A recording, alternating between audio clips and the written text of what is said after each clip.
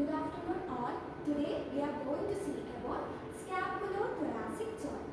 So what is a scapulothoracic joint? This is a joint that is a part of your shoulder complex. Okay, so shoulder complex is made up of so many joints. So it consists of acromioclavicular joint, sternoclavicular joint, then you have scapulothoracic joint and the cleidocranial joint. Now we are going to see about scapulothoracic joint. So this joint is formed by your scapula and the thorax. Okay. So basically all the other joints while we are seeing it is a true joint. But this joint is not a true joint, true physiological joint. Why it is called? It is a false joint or it is called as functional joint because this joint doesn't contain any kind of articulating surfaces. Normally all the joints will be containing articulating surfaces. There will be proximal and distal articulating surfaces. But for this joint, it doesn't have a normal articulating surfaces and this joint doesn't contain any structures like capsule or ligaments connecting the joint. So this joint is basically considered as a functional joint. Okay. So now you see the figure, you can see that this is the scapula and this is your thoracic cage. Thoracic cage you can see that is convex shape and the scapula, the underneath portion will be concave shape. So the concave shape of your scapula with the convex shape of your thoracic cage will form the scapulothoracic joint. Okay. So if you see the anatomy, I told it is formed by the posterior aspect of your thoracic cage and your concave surface of your anterior scapula.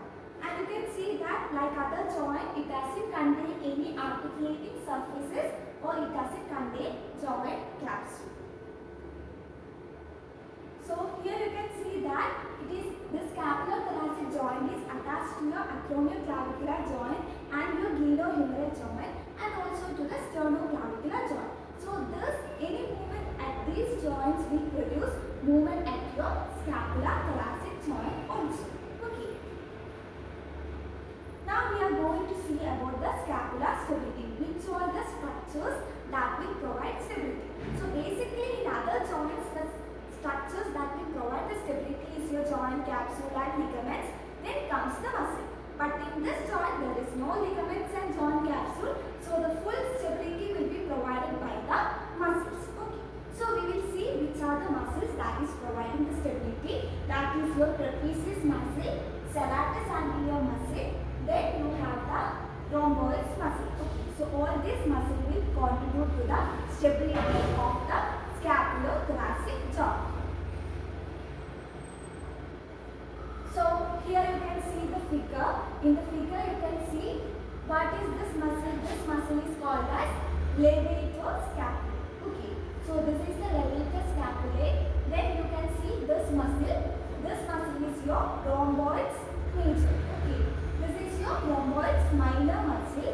Then what is this muscle? This is your rhomboids major muscle.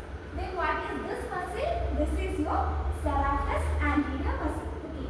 So it is these muscles, these all muscle is providing the support to your scapulothoracic joint. Okay. Now we are going to see about the blood supply and nerve supply. So blood supply, it is performed by the occipital dorsal arteries of your trapezius.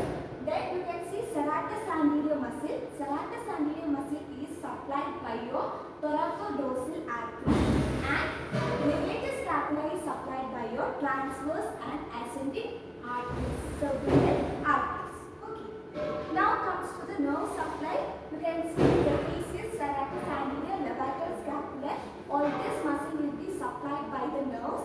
So for the trapezius you can see accessory nerve.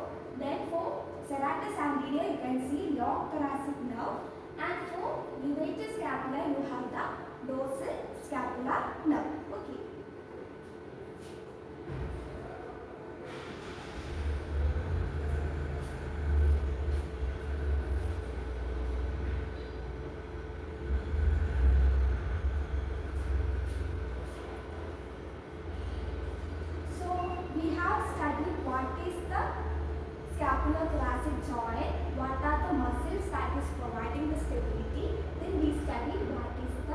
blood supply and nerve supply to the muscles. And we will see the motions of your scapulothoracic joint in the next class. Okay, thank you.